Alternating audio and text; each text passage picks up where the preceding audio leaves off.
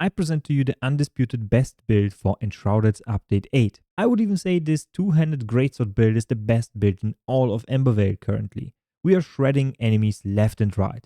Amazing AoE, incredible sustain, top tier aerial movesets, and potential to face tank anything. And you also climb better than anyone else, because your jump attack boosts you further up at the perfect angle, so you're boosted up cliffs. Today I want to show you how to navigate the new updated skill tree and answer all your questions. How am I sustaining this much health every hit? How are we dealing 1 to 3k damage per hit?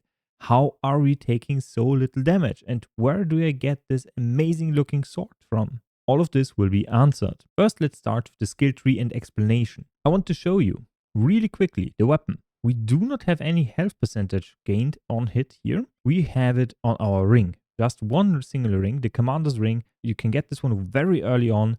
Health percentage leached. 5% of 1000 damage is 50 health. Of 2000, that's 100 health. And we have around 2k health. So we're healing amazing amount of health just through this ring.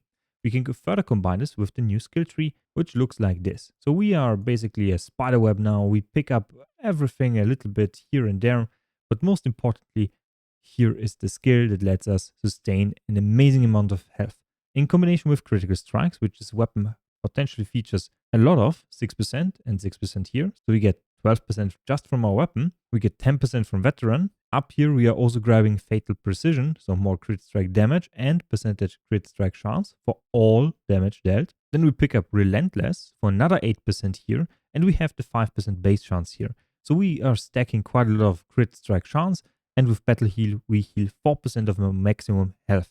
Now 4% of our maximum health amounts to around 90 to 100. So we combine this one with our other healing sources, which is our ring, and we get 10% of our max health healed basically every single hit. And then we are going to stack multiple damage buckets. Strength is 1.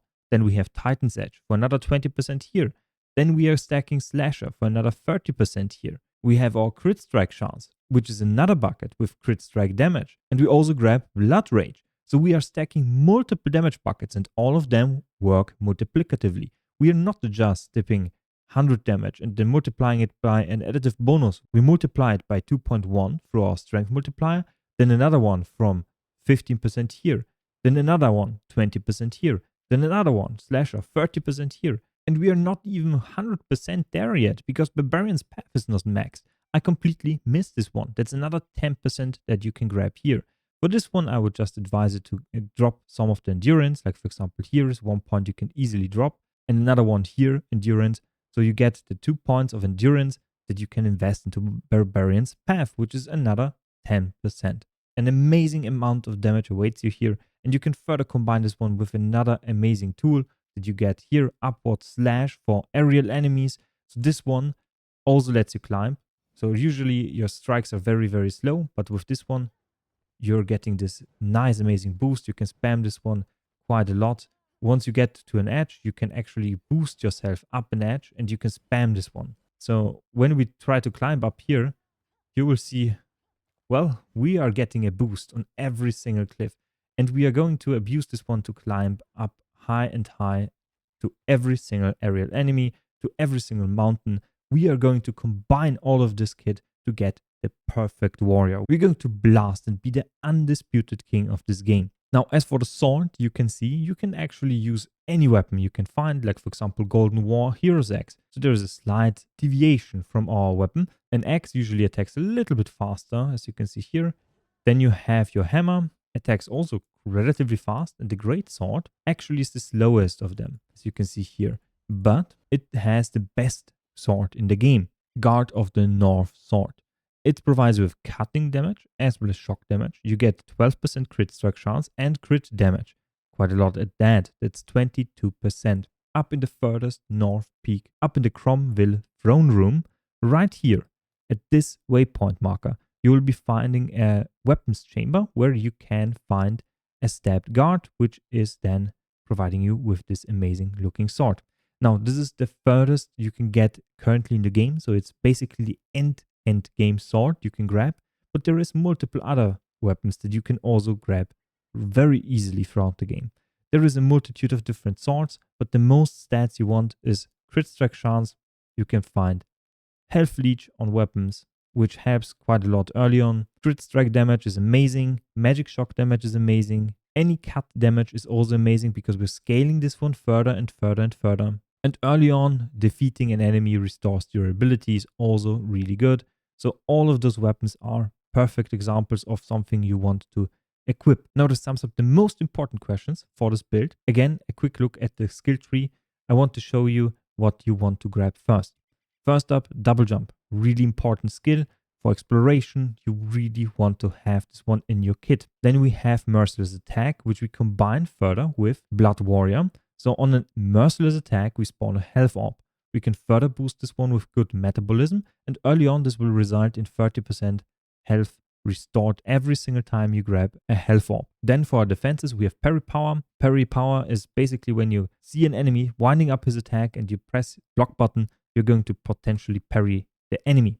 This is quite unreliable, better to just sustain through the damage, but it is something if you want to negate damage, here it is. Then we have opportunity for more merciless attack damage with grounding hook as well as giant slayer. Those are the core you want to get in the early game. So you are basically sustaining. You are going to break enemies' defenses and then you merciless attack them. Then you're going to path up here to upwards slash attack. This one is the sender. So write this attack. It's really good versus flying enemies and I would highly advise you to grab this one as fast as possible. Then something against shield enemies is kick. Kick is another ability. Once you block like this, you can attack and then you will hit enemies that are behind a shield. This will increase their stagger bar. That's roughly 30%. And after 3, you can merciless attack them again. They are overpowered in this state. Now, what does overpowered mean? Overpowered means their defenses have been broken. Right here in the merciless attack, you have an explanation for this one. You'll be able to find this explanation on multiple skills. And with breach, we are going to abuse this one further. Right around this part of the game, you want to max out your heavy attack build right here. What I mean by this one, you are going to grab strength, constitution, two-handed specialization for the special attack, which is the whirlwind that repeats constantly. I have a clip right here, so you can actually enjoy this absolute madness. It's AoE, it's a lot of single target damage. It is also providing you a lot of sustain because of all the damage. So it's a really potent skill here, and it gives you power armor. So nothing can drop you out of this stance, this whirlwind of death. Now, once we get through here, we get Titan's Edge, more damage multiplier, Blood Rage, more damage multiplier. You get your whirlwind crescendo, so the 4th attack consumes quite a lot of stamina, so you want to get some endurance first. Don't pick this one early. A heavy hitter for attack speed is really, really solid. Then you path through here, you get Bash, you get Shockwave. So a little bit of additional damage and additional utility when you parry an enemy, which you do with your power parry. You pick up Breach for 100% increased melee physical damage buff for 3 seconds after you overpower an enemy, which you can further combine with Heavy Hander. So 30% increased stun buff filling while an enemy is blocking your melee weapon attacks, so shield enemies. You're going to combine all of this to just dismantle enemies. You're going to brute force combat. Then you pick up Slasher, you have Veteran for crit chance, and you pick up Battle Heal. Now at this point, you want to maximize your crit gains. You have Veteran here, and you have Fatal Precision up here. For Fatal Precision, we path through here, Dexterity Marksman, then we pick up Counter Battery for 24% increased damage against ranged enemies, another more damage multiplier. This one works on all ranged enemies with every weapon. Then we pick up Vital Surge, which is also wasted, but we need to path through here, and then we get Fatal Precision. So you get 2 really good perks here in between for just 1, 2, 3 additional points that you actually don't require. And you get to this point relatively fast. So those are really, really good. Up here you have good metabolism for stamina sustain. Up here you have Swift Shot Sustenance, which is a leftover from a different build. So we don't need this. You don't require this one. You can actually take this one out just as before with the endurance and can put it into Barbarian's Path. And even with small mistakes like this one, this build outperforms everything. Then you have strategic maneuver.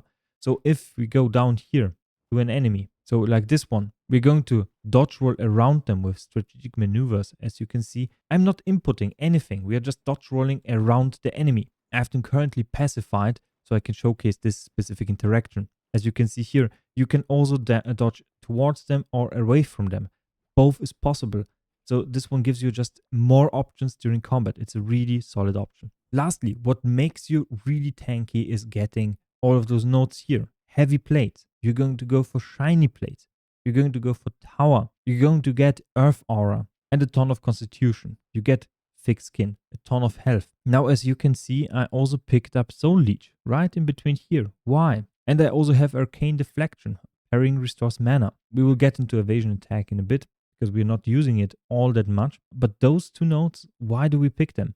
Because we want to regenerate a little bit of mana, because we're going to pick up Updraft. There is no way for a build to restore mana. Updraft is this ability, so you will see this icon. I can press my spacebar and then fly up a little bit higher. I can use this one time per fly. I don't have much mana now. I regenerate a little bit all the time, but I don't want to wait all that long. If I fight in between those, I regenerate my mana through parrying, and I get to enjoy this skill more. Now, let's go over the gear. First up, I'm going to show you the rings. We have Ultimate Ring of Health, Battle Heal, and Veteran, so more crit chance and more healing. And we get the Commander's Ring. For the Commander's Ring, this one you can get relatively early. I only have one at Epic quality. You can get this one at Legendary quality as well. But at Epic quality, it unlocks the Health Leech perk. 5% of our damage is going to be recovered every single time we damage, and you can get this one very early. So I highly recommend you to farm this one. You can farm this one, I think, right at the dragon, right here at the pike. This dragon drops this specific ring, so you can farm this one at the highest possible rarity. Now, shields are completely useless for us. We are never going to use a shield because we are using a two-hander. Same for ranged. Range is for the weak. We hit our enemies with our fists, with our sword. We don't need a range option. Well, you can use a bow, but it's not going to deal all that much damage, and for some reason the game requires you to puzzle, so you actually do need a bow. For a bow you can use whatever. Then for equipment, we're going to look at the highest gear. So there is the Greatsword Gauntlet, which I need to explain. You can grab this one very easily in this game. There is multiple guides out there that you can follow to find this weapon. There is a wiki, which I highly recommend you to go through. It provides you with great sword damage as well as damage against flying enemies. It provides you with Athlete. It provides you with Titan's Edge, which is another 5% more damage multiplier. And parry power. Parry power is not on gloves usually, but with this one, you get this. Then we have our Sunpiercer's Chest, which provides you with Blood Rage as well as Veteran. So you get more Blood Rage duration or more range on it, as well as Veteran for more crit. You get health here and cutting armor as well as piercing armor. You have a lot of physical armor. Same with Radiant Helmet. You get Barbarian's Path. You get Brood, which are both perks we can use. And then we have our pants. For pants as well as for boots, we're going to use Ranger equipment. Why? Because the trousers are going to be quite useless if we go for the heavy route. Steadfast and Thrust. We don't deal pierce damage. We deal in slashing damage. Those pants are quite useless. We go for the next one. Steadfast, Thrust. Same here. Shiny Plate and Absorb, but this one is level 30, so not an option. For some piercer boots, we have Warrior's Path here. Warrior's Path here, Warrior's Path here, and we have health regeneration delay. Why do we have health regeneration delay? Doesn't make any sense. Warrior's Path is a one-handed melee weapon damage increase, not a two-handed damage increase, where we need Barbarian's Path. So for this, we are going to utilize Stamina Boots, Stamina Regeneration and Stamina Regeneration Delay, and we get Runner. Runner is a skill up here that provides you with 5% increased sprint speed. With this one alone, we get 10%. And we combine this one with our trousers, which is 12%. We max out the skill Runner, so we get 37% increased sprint speed. So we are quite fast and we want to get to enemies as fast as possible. And traversal is also really, really nice. So we don't even need this one at the max possible upgrade level. Swift Shot Sustenance is not going to provide us with anything. Shock Armor is nice to have versus some enemies in the endgame. And Blast Arrows is also not that important. So you can grab this one at the lowest possible quality of green or even at gray. And this one will still be a good option here because we are requiring the sprint speed here, nothing else. Now I still want to show you where to get the Greatsword gauntlets. So we are currently in Gold Rock Saddle in the new zone right here. There's this destroyed building up right in the rooftop. You will find a chest. You can loot this one for Greatsword gauntlets. They're always the highest quality rarity, so you can upgrade this one very, very easily.